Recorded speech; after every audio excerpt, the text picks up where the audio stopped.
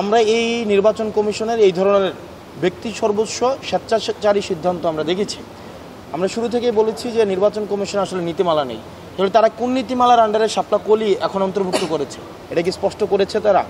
বা কোন নীতিমালার কারণে তারা শাপলাকে অন্তর্ভুক্ত করবে না, এটা কি তারা বলেছে? বলে নাই।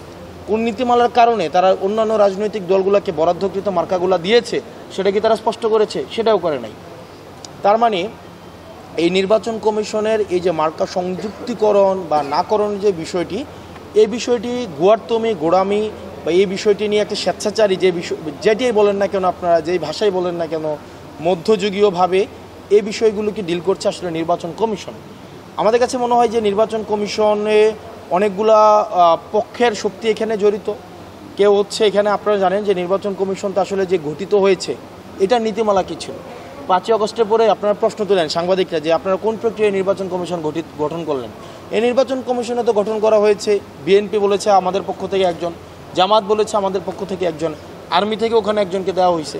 তার মানে এটাকে ভাগাভাগি করে নিছে, মানে ক্যাকের মতো, বার্থডে কেক যেভাবে ভাগাভাগি করা হয় নির্বাচন কমিশনকে ভাগাভাগি করে যার মতো করে এখানে স্টেক দিয়েছে।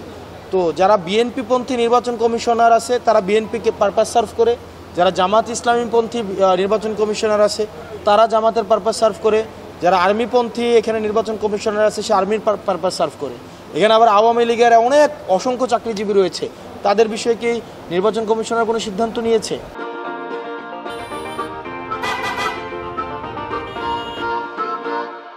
সিদ্ধান্ত নেয় না। তো দিন শেষে আসলে আমরা মানে কোনো ধরনের, আমরা এনসিপি, আমরা আমাদের জায়গায় স্পষ্ট ছিল, আমরা আমাদের কোনো অবস্থান পরিবর্তন করিনি।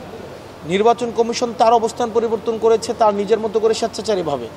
আমরা একই সাথে আপনার যে প্রশ্ন সংস্কার নিয়ে, আমাদের মার্কা নিয়ে আমরা সবসময় একটা অবস্থানে ছিলাম।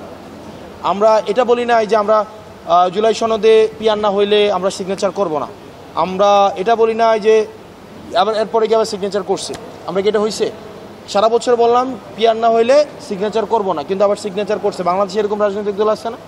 আবার বলা হয়েছিল কিনা আমরা সিগনেচার করব না কিন্তু অনুষ্ঠানে যাব, আবার গিয়ে আবার সিগনেচার করছে কিনা, আবার সিগনেচার করার পর আবার এটা বলছে কিনা যে আমরা সিগনেচার করছি কিন্তু আবার এটা আমরা উঠাই নেব। কিন্তু আমরা শুরু থেকে আমরা আমাদের অবস্থানে স্পষ্ট ছিলাম, সংস্কার নিয়ে, শাপলা নিয়ে আমরা আমাদের অবস্থান অপরিবর্তিত রয়েছে।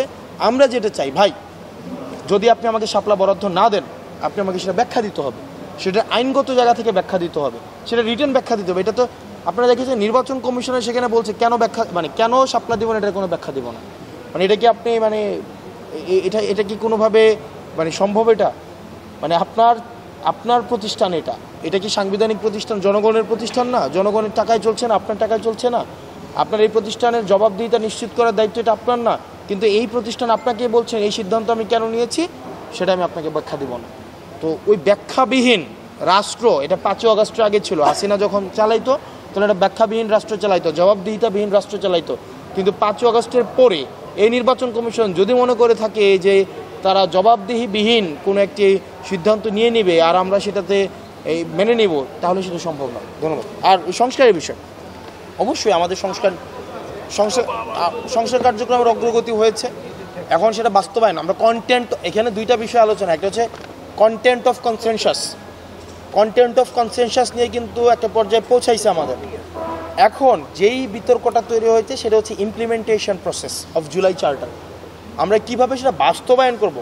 কন্টেন্ট নিয়ে কিন্তু এই যে ঐক্যমত্য কমিশনের আলোচনা একটা পর্যায়ে আসছে, কিন্তু বাস্তবায়ন প্রক্রিয়া আপনারা দেখেছেন, কেউ বলেছে পরবর্তী সংসদের মধ্য দিয়ে বাস্তবায়ন করবে, কেউ বলেছে গণভোটের মধ্য দিয়ে বাস্তবায়ন করবে, কেউ বলেছে বা আমরা বলছি গণপরিষদ হবে, গণপরিষদ প্রক্রিয়ার মধ্য দিয়ে এই যে আগামী যে সংসদটা গঠিত হবে তাকে দুইটা স্ট্যাটাস দিতে হবে, তাকে এটা গণপরিষদের স্ট্যাটাস দিতে হবে, একই সাথে একটা রুটিন যে পার্লামেন্ট, সে পার্লামেন্ট অ্যাক্টিভিটির মধ্যে চলছে।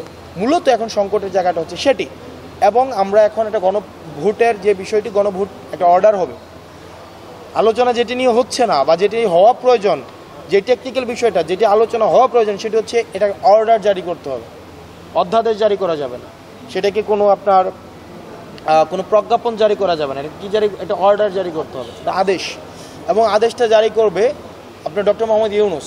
প্রশ্ন করতে পারেন ডক্টর মোহাম্মদ ইউনূস কোন ক্রাইটেরিয়ায় উনি হচ্ছেন এই আদেশটা জারি করবেন, এই আদেশটা কোন ক্ষমতা বলে? এই ক্ষমতাটা হচ্ছে অভ্যুত্থান। আপনি 106 বিশেষ, আপনি কনস্টিটিউশন 106 দিয়ে সরকার গঠন করছেন না বিশেষ পরিস্থিতিতে, তাহলে এই সরকারের লেজিটিমেসি কোথায়? ঠিক একইভাবে এই অভ্যুত্থানের লেজিটিমেসির কারণে ডক্টর মোহাম্মদ ইউনূস এই অর্ডারটা জারি করতে হবে। আচ্ছা দেখেন, জোট বা এই বিষয়গুলো যারা সংস্কারের পক্ষে থাকবে, আমরা তো বলেছি সংস্কারের পক্ষে থাকলে আমরা আমাদের সাথে আসবে, আমরা তাদেরকে নিয়ে জোট করব, সিম্পল। সংস্কারের পক্ষে 5 আগস্ট পরবর্তীতে যে জন আকাঙ্ক্ষা তৈরি হয়েছে সেটির পক্ষে যারা অবস্থান নেবে আমরা তাদেরকে নিয়ে আমরা পরবর্তীতে সংসদে যেতে চাই।